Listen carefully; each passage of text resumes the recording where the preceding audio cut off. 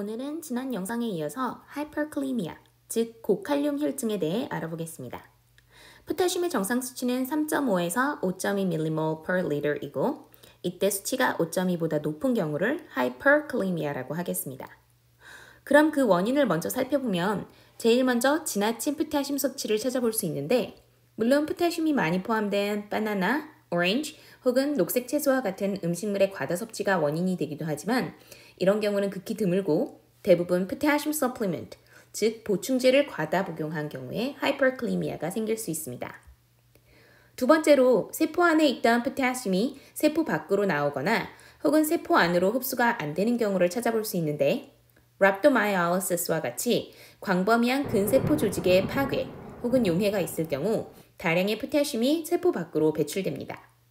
또한 메타볼릭 애시도시스 혹은 인슐린 결핍의 경우 포타슘의 세포 안으로의 이동을 저해하므로 하이퍼칼리미아를 야기할 수 있습니다. 세 번째로 신장에서 포타슘 배출이 감소된 경우에 체내에 많이 축적되는 경우가 있는데 대표적으로 chronic kidney disease, 그 중에서도 말기에 접어들어 소변 생성이 급격히 줄어든 경우에 이러한 하이퍼칼리미아가 발생됩니다. 주로 정기적으로 신장투석을 받는 환자들의 경우 포타슘 레벨을 체크하는 이유도 여기에 있습니다. 또한 에디슨스 디지즈와 같이 adrenal insufficiency로 인해 알도스테론 분비가 줄어든 경우 신장에서 소변으로의 포타슘 배출이 줄어들어 하이퍼칼리미아가 발생하기도 합니다. 비슷한 맥락으로 renin angiotensin aldosterone 시스템인 RAS 기전에 작용하는 AC inhibitor 혹은 ARBs, 다시 말해 angiotensin receptor blocker의 경우 알도스테론의 분비를 저해하여 하이퍼칼리미아를 야기하게 됩니다. 다음으로 하이퍼칼리미아의 증상을 살펴보면 포타슘이 근육 움직임에 큰 역할을 하는 전해질이기 때문에 기본적으로 muscle weakness, paralysis 혹은 muscle twitching과 같은 증상을 보이게 됩니다. 이런 muscle weakness는 호흡기계를 둘러싼 근육에도 영향을 미치기 때문에 respiratory distress와 같은 호흡 저하를 일으키기도 합니다. 소화기계에서는 가스가 많이 차는 abdominal distension이나 diarrhea가 발생되고 신장의 기능이 약해지면서 소변량이 줄어들기도 합니다. 가장 크리티컬한 증상은 심근육에서 찾아볼 수 있는데 cardiac muscle의 경우 수축력이 약해지면서 맥박이 떨어지고 흉통이나 palpitation이라고 불리는 가슴 두근거림을 느끼기도 합니다.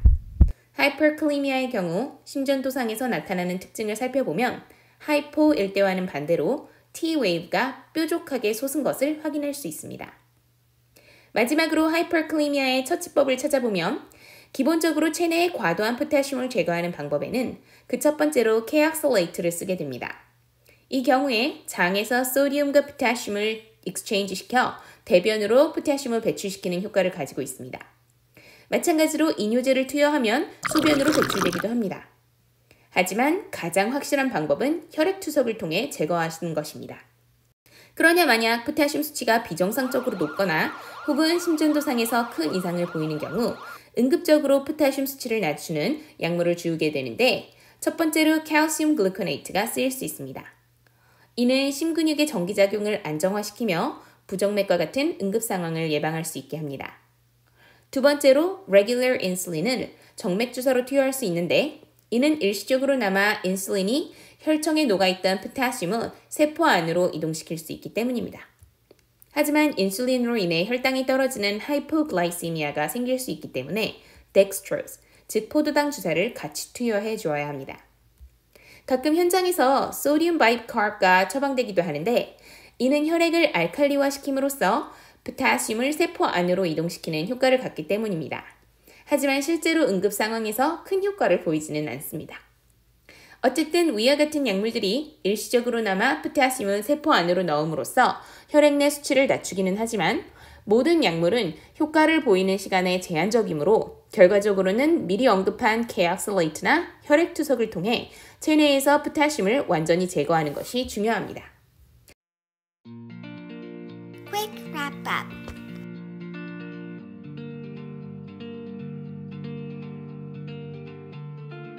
Make sure to like and subscribe. Thank you!